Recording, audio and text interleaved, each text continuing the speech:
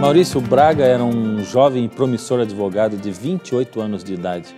Ele estava atravessando um momento difícil da vida dele, quando os problemas vinham de todos os lados, sem dar trégua. Desesperado, sem saber mais o que fazer e onde encontrar ajuda, solução para os seus problemas, recebeu um conselho e um convite de um amigo para ir conhecer uma casa espírita no bairro de Moema, na cidade de São Paulo. Maurício não gostava muito de demonstrações sobrenaturais. Embora tivesse algum tipo de preconceito a respeito do espiritismo, por estar desesperado naquele momento, acabou aceitando o convite. Eu confesso que a primeira vez que eu fui bastante ressabiado, porque havia, e acredito que ainda haja até hoje, muita questão de achar que uma casa espírita tem muita coisa a ver com macumba. E, na verdade, são coisas diferentes. Existem linhas aí que fazem realmente a questão de macumba, existem linhas como Umbanda que tem muitos rituais, mas existem, por exemplo, a linha kardecista, que é uma linha de mais estudo, de trabalhos, assim, mais oração, de cursos, enfim. E eu me identifiquei, porque cheguei lá, não vi nenhum ritual, não vi nenhuma coisa esquisita, e ao contrário, a primeira vez que eu fui, eu vi uma pessoa com um livro chamado Evangelho segundo o Espiritismo, e falando de Jesus, falando das parábolas de Jesus. E aquilo me fez aceitar bem, porque eu percebi que estava ali falando de Jesus, não vi nenhuma coisa estranha. Enfim, e comecei a frequentar a casa. E comecei realmente a experimentar uma espécie de um conforto espiritual. Porque o Espiritismo, ele traz soluções confortantes. A questão da reencarnação, no sentido de que você terá outras oportunidades para você ir se burilando, se aperfeiçoando, crescendo em direção à perfeição. A questão da lei do karma, de você entender que você passa por problemas, mas que na verdade são consequências de outras encarnações e que de uma certa forma você está pagando ou resgatando, como se diz na linguagem espírita, erros do passado. Isso também te conforta mais, te dá mais força, porque você fala, bom, eu estou resgatando erros que eu mesmo cometi em vidas passadas. Fora o fato de que quando você vê, por exemplo, uma criança aleijada, você já passa a não ficar tão revoltado, porque você pensa assim, não, então é consequência de uma vida anterior que ele agora está também resgatando. Então, todo esse conceito de resgate e de justiça, de uma certa forma, vai te confortando muito. Embora Maurício estivesse no espiritismo por causa da doutrina, muito mais do que pelas manifestações sobrenaturais, sem dúvida, esse foi um outro lado do espiritismo com que ele aos poucos começou a aprender a conviver e até mesmo respeitar dentro da sua nova religião. Certo dia, depois de alguns meses frequentando aquela casa espírita, embora não gostasse muito dessas manifestações sobrenaturais, Maurício participou de uma experiência fantástica de cura através de uma cirurgia realizada por um médium utilizando corte. Um amigo seu tinha ido até o médico e esse, depois de fazer exames, mostrou que ele tinha um grave problema cardíaco. Foi então que esse amigo de Maurício resolveu ir até Goiânia. Ali, um médium incorporava o espírito do Dr. Fritz e fazia operações com cortes. Numa operação cientificamente inviável, impossível, o médium fez o corte no rapaz e o operou sem anestesia. No dia seguinte, o rapaz voltou ao seu médico com o corte ainda recém-fechado.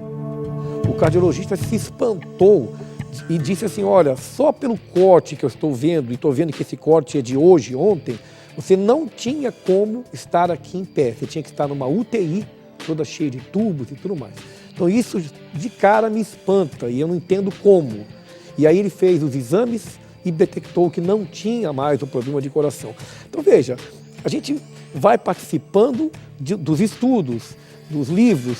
A casa também tem trabalhos de oração, de evangelho no lar. Nós vimos na casa de pessoas fazer um trabalho, uma leitura do evangelho, sempre usando, como eu disse, o livro Evangelho segundo o Espiritismo, mas trabalhos de caridade muito bonitos.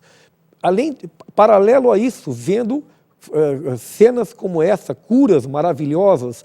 Então não há dúvida que eu me senti assim, achei o que eu queria. Tanto é que eu comecei a fazer cursos da casa, fiz cursos de médico, são 4 anos de cursos, depois fiz outros cursos, fiz cursos preparatórios para dar aulas. Dos 16 anos que eu fiquei na instituição espírita kardecista, eu diria que uns 10 ou 12 anos eu fiz cursos e também participava dos trabalhos da casa. Como eu disse, trabalho de evangelho no lar, trabalho de passes, sempre com a visão de caridade, de auxílio ao próximo. Toda casa espírita kardecista, você quando entra, você encontra uma placa assim: fora da caridade não há salvação. Portanto, o espírita, o irmão espírita é uma pessoa muito caridosa, é uma pessoa muito preocupada com o outro, em ajudar, em participar de obras de caridade. E todo esse clima realmente nos envolve, nos faz nos sentirmos confortados, nos dava paz, nos dava esperança e até mesmo uma espécie de um sentido de justiça divina que explicava, de uma certa forma, todos os problemas e males que nós vemos no mundo. Cada vez mais Maurício se interessou pelos livros do Espiritismo. Ele os devorava um após o outro e se maravilhava com a sabedoria expressa nos livros. Após 16 anos de Espiritismo e alguns como professor, ele já havia lido mais de 100 livros, incluindo romances psicografados por Chico Xavier. Foi então que surgiu um desejo muito grande de se aprimorar ainda mais como professor de Espiritismo. O interessante é que eu comecei, no início do ano, eu comecei a dar as aulas usando, como sempre, todos os professores na casa usavam o livro Evangelho segundo o Espiritismo. O livro Evangelho segundo o Espiritismo, para vocês entenderem, ele é um livro assim, ele tem parábolas de Jesus, trechos da Bíblia transcritos no livro. Então ele é baseado, de certa forma, quer dizer, no sentido de que são transcritos os trechos da Bíblia e depois vem a explicação sobre a ótica do Espiritismo. As poucas vezes em que eu cheguei a abrir a Bíblia, eu confesso que eu achava que a linguagem era um pouco complexa, um pouco difícil de entender, principalmente a parte do Velho Testamento e tudo mais. Mas eu notei que seria bom, que seria importante eu robustecer a minha aula se eu incrementasse com a Bíblia. Eu olhava para a classe e pensava assim, se essas pessoas verem que eu estou dando a aula da parte evangélica, usando também a Bíblia, eles vão poder se convencer mais ainda de que o Espiritismo é o Consolador prometido, porque é assim que nós entendemos o Espiritismo, que ele é o Consolador prometido em João. E aí foi uma questão muito impressionante, porque eu comecei a procurar na casa, eu tinha 16 anos de casa, mas eu comecei a procurar na casa os professores mais antigos do que eu, pedindo que eles me auxiliassem, porque eu estava achando um pouco confusa a linguagem da Bíblia. E, para minha surpresa, eles falaram, olha, Maurício, a gente não usa aqui a Bíblia e nunca foi necessário, ficar tranquilo que o livro Evangelho segundo o Espiritismo, ele é suficiente, sempre foi para dar a parte evangélica. Mas eu não me conformei. E eu resolvi, então, procurar fora da instituição espírita alguém que pudesse me explicar um pouco de Bíblia. Maurício começou a pensar em quem poderia ajudá-lo a conhecer melhor a Bíblia. De repente, lembrou-se de alguém da família, mas havia sérios impedimentos. Anos atrás, Maurício havia sido sócio do seu irmão Mauro Braga, mas aconteceram desavenças entre os dois e eles abandonaram a sociedade e deixaram de falar um com o outro também. O tempo se passou, mas a situação durava alguns anos e continuava a mesma. De vez em quando, os dois irmãos se encontravam em festinhas de família, não dava para evitar, mas nem ao menos se falavam. Acontece que, depois de muito tempo, Maurício ouviu dizer que o seu irmão Mauro havia se tornado religioso e que também se interessava em estudar a Bíblia. Até pouco tempo, o único que se interessava por religião na família era ele, Mauro. Mas ao saber disso, ele ficou feliz pelo irmão e muito mais surpreso por saber que, após algum tempo estudando a Bíblia, o seu irmão agora havia se tornado um professor de Bíblia e dava aulas para várias pessoas. Embora ele agora estivesse precisando da ajuda do irmão para poder aprender a estudar a Bíblia, ele não queria humilhar-se tanto a ponto de pedir que o irmão desse aula para ele. Porém, aos poucos, Maurício venceu o orgulho e telefonou para o irmão. Mas, enfim, chegou um momento que eu resolvi telefonar para ele eu imagino o susto que ele não deve ter levado de receber um telefonema do irmão dele, espírita, há 16 anos, com quem ele não tinha mais quase relação, pedindo para ele me indicar alguém que pudesse me dar estudos bíblicos. E ele então me ofereceu ajuda, o auxílio de um amigo comum, um irmão chamado Moisés, e o Moisés então passou aí na minha casa nos domingos à noite e começou a me dar estudos bíblicos. Só que eu descobri que para ele me dar estudos bíblicos na minha casa, no domingo à noite, na verdade o meu irmão saía da casa dele na Vila Mariana, buscava o Moisés em São Roque, levava o Moisés na minha casa em Interlagos, ficava no carro, sem eu saber, 40 minutos orando, e depois ele levava o Moisés de novo na casa dele em São Roque e voltava para casa. Aquilo me trouxe um impacto, porque era um irmão que eu não tinha quase mais contato, eu percebi um amor ali inexplicável, e aí eu liguei para ele e falei, não, eu não quero mais que você tenha esse sacrifício. Me diz aonde que você está dando estudos bíblicos, que eu sei que é aqui no Tatuapé, numa igreja, e eu vou lá. E aí eu comecei a ir na igreja do Tatuapé, e foi a primeira vez que eu pus os pés na igreja adventista do sétimo dia. Maurício simplesmente pensou o seguinte: a Bíblia é a base da minha religião, porque lá eu ensino trechos da Bíblia, textos de pensamentos de Cristo, então agora eu vou buscar o alicerce da minha religião, vou buscar a base onde Allan Kardec construiu tudo. Só que ao estudar a Bíblia, ele começou a perceber coisas que para ele eram realmente inesperadas. Eu descobri uma coisa que eu nunca pensei que iria constatar, que na verdade a Bíblia se confrontava com o Evangelho segundo o Espiritismo. O que eu sempre pensei que se encaixava, eu sempre vi o livro Evangelho segundo o Espiritismo como uma explicação da Bíblia, como eu falei, até com trechos transcritos da Bíblia. Mas quando eu fui ler a Bíblia, eu percebi que aqueles trechos tinham uma explicação que fugiam do contexto em que ele estava, aquele mesmo trecho se encontrava na Bíblia. Aquilo me chamou a atenção. Eu falei, mas não é esse o contexto que está na Bíblia. Imagina, 16 anos, dando aulas já, inclusive, e eu me via como uma pessoa, de repente, sem chão, porque eu falei, eu estou ensinando uma coisa que eu não tenho mais certeza. E eu tive que tomar uma decisão. Eu falei, ou o Espiritismo, para mim, ele estava baseado na Bíblia. Falei, se eu anular a Bíblia, eu estou tirando o chão onde a casa está construída. Já o inverso não. Se eu afastar o Espiritismo, eu não estou abalando a Bíblia, muito pelo contrário, eu percebi que eu estaria dando a verdadeira aplicação. E aí eu tive um exercício de raciocínio muito difícil para mim. Porque eu falei, a Bíblia é a base da Constituição de todos os países, é um livro que atravessou séculos e séculos. Se eu tiver que dar seriedade, se eu tiver que acreditar mais, eu tenho que acreditar mais na Bíblia. O que Maurício estudou na Bíblia que o deixou assim tão apavorado e frustrado com tudo no que ele acreditava antes e o que ele conheceu agora? Então eu pensei comigo, eu tenho que parar um pouco as aulas, estudar agora a Bíblia, para que eu possa tomar uma decisão e saber o que é que está certo ou errado. Foi aí que Maurício decidiu pegar os 5 pilares do Espiritismo, que são a base em cima da qual o Espiritismo está fundamentado, e começou a estudá-los profundamente, à luz da Bíblia. A reencarnação, o estado do homem após a morte, a lei do karma, os médiuns e a evolução. A reencarnação, para o espírita, ela é aquele estado em que a pessoa morre, ou seja, desencarna, o espírito se desprende, o corpo vai para o pó, mas o espírito continua existindo, imortal, e ele vai passar por evoluções até atingir a perfeição. E por isso ele vai passar por outras vidas, como homem, como mulher, como rico, como pobre, enfim, para que ele possa ir se burilando até atingir a perfeição. Na Bíblia, no livro de Gênesis, você encontra revelações fantásticas. Deus sempre esteve interessado em que nós soubéssemos o que acontece com o homem após a sua morte.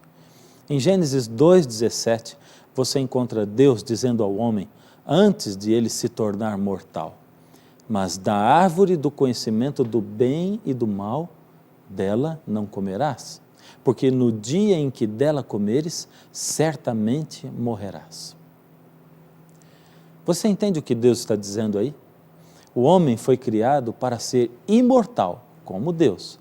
Mas Deus adverte ao homem de que se ele escolhesse se desligar de Deus, que é a fonte da vida, o homem se tornaria mortal, morreria. Você sabe como o dicionário Aurélio define morrer? Morrer, deixar de viver. Só que logo após Deus dizer isso ao homem, Satanás se aproximou da mulher e conversou com ela. O que Satanás disse está ali em Gênesis 3, verso 4. Certamente não morrerás. De cara na Bíblia a gente vê o grande conflito do universo, que é Deus dizendo, certamente morrerás. E Satanás dizendo, certamente não morrerás. Um conflito que já me pareceu estranho. Mas na época que eu comecei a estudar, eu pensei assim, bom, certamente morrerás nesta encarnação. O espírita pensa em encarnações. Mas depois veio Hebreus 9, 26, 27, que dizia, ao homem está ordenado morrer uma única vez, vindo depois disso o juízo. E quando a gente estuda a questão do juízo, da volta de Jesus, e que realmente é uma única existência, ficou intransponível para mim.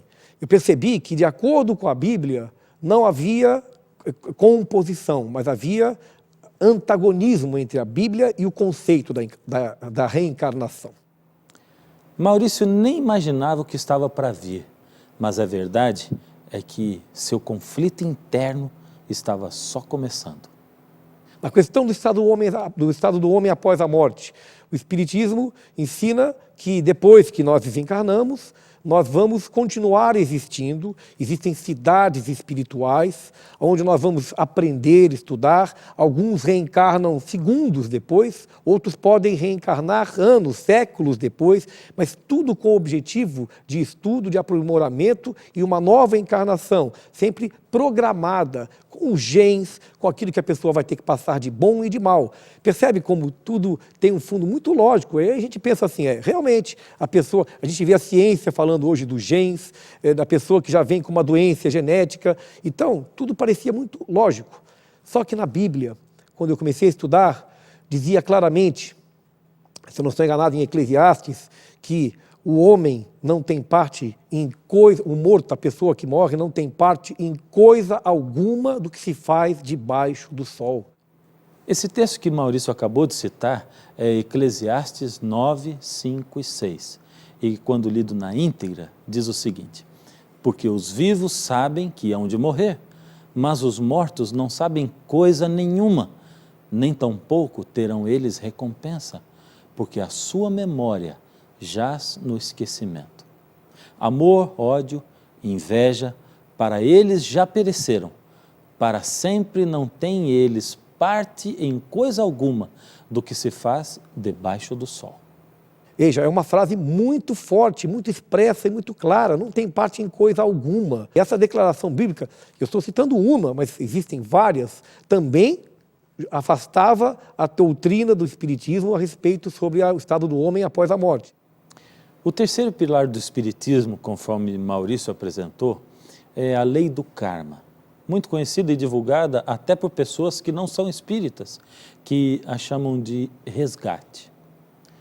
Maurício levou um susto ao deparar-se na Bíblia com João 9, 1 e 2, onde diz o seguinte, caminhando Jesus viu um homem cego de nascença, e os seus discípulos perguntaram, mestre, quem pecou, este ou seus pais, para que ele nascesse cego? Para mim, aquela pergunta tinha um conteúdo enorme de espiritismo e de lei do karma. Até mostra que naquela época já havia o conceito da lei do karma, porque senão eles não perguntariam o que ele fez para nascer cego de nascença. Veja, é uma pergunta espírita, é uma pergunta de conteúdo da lei do karma. E a resposta de Jesus, ela é clara, nem ele nem seus pais pecaram, mas isso aconteceu para que se manifestasse a glória de Deus. E aí a gente estuda que, na verdade, é tudo consequência do mal, do pecado, e que nós estamos colhendo o fruto do erro do homem. Afastava também a lei do karma. Em 16 anos de espiritismo, Maurício havia aprendido a confiar nos médiuns, em suas mensagens psicografadas. Ele conhecia pessoalmente muitos deles e sabia que eram pessoas sinceras. Por isso, a sua confusão aumentou ainda mais quando se deparou com o texto bíblico de Deuteronômio 18, de 10 a 12, onde está escrito: não ofereçam os seus filhos em sacrifício queimados no altar, Não deixem que no meio do povo haja adivinhos ou pessoas que tiram a sorte. Não tolerem feiticeiros, nem quem faz despachos, nem os médiuns. O Senhor Deus detesta os que praticam estas coisas nojentas. Os médiuns, é fundamental, o espiritismo não existe sem os médiuns, que são os intermediários entre o plano espiritual, Deus, e o homem. Eu pensei assim, não, a Bíblia tem que falar alguma coisa sobre os médiuns, porque é o instrumento de consolo, é o instrumento de comunicação que nós temos com Deus. E aí a Bíblia vem dizer que o Deus abomina os médiuns. A Bíblia vem dizer, por que consultar os mortos se nós podemos consultar o nosso próprio Deus? O último pilar do Espiritismo era a evolução. E esse pilar foi igualmente desmoronado na Bíblia. Muitos textos deixam claro o que está também em Eclesiastes 3, 19 a 21. Porque o que sucede aos filhos dos homens, sucede aos animais. O mesmo lhes sucede. Como morre um, assim morre outro. Todos têm o mesmo fôlego de vida e nenhuma vantagem tem o homem sobre os animais, porque tudo é vaidade. Todos vão para o mesmo lugar. Todos procedem do pó e ao pó tornarão. Quem diz que o fôlego da vida dos filhos dos homens se dirige para cima e o dos animais para baixo, para a terra? Existe uma frase que está em todas as instituições espíritas que diz assim: o espírito nasce no mineral, dorme no vegetal, se agita no animal e acorda no homem. Uma frase profunda, mas que na verdade a gente vem aprender em Eclesiastes, na Bíblia, que tudo o que acontece ao homem se sucede também ao animal. Ou seja, enquanto a doutrina espírita mostra que há uma evolução do espírito pelo mineral, pelo vegetal, pelo animal e finalmente no homem, ou seja, deixando claro, portanto, que o animal é um estado anterior ao homem, o homem é mais evoluído, a Bíblia deixa claro que todos vão para o pó e ao pó tornarão. Eu só estou aqui pensando em você que sempre acreditou na vida após a morte e que está assistindo a esse programa hoje. Eu sei que ainda devem existir muitas perguntas aí na sua mente, como por exemplo, por que tantas pessoas acreditam na vida após a morte, a maioria? Se as pessoas não continuam vivas após a morte, então o que acontece com elas? O que você diz agora, então, dessas mensagens psicografadas, das operações, dos milagres, de pessoas tão fantásticas e tão bondosas como Chico Xavier, por exemplo? E o que você fala sobre pessoas que já estão hoje até gravando e filmando mortos, espíritos, almas, que vêm para dar mensagens aos vivos? Esse assunto é tão importante que nós reservamos 2 programas para podermos falar a respeito dele. Acontece que, nesse momento, enquanto você recebeu esse tanto de mensagens novas aí na sua mente, enquanto você processa, enquanto seu coração parece aí meio apertado com tudo isso que você ouviu, enquanto ele ainda espera o que está para vir, só nos resta orar. Orar para Deus, para que Deus possa falar a verdade a você, para que Ele possa interiorizar isso dentro do seu coração. E é isso que eu gostaria de fazer. Que tal orarmos juntos? Incline a sua cabeça onde você está. Deus amado, tome-nos nas suas mãos, Senhor, que ao ouvirmos a sua verdade, possamos olhar para ela e somente para ela.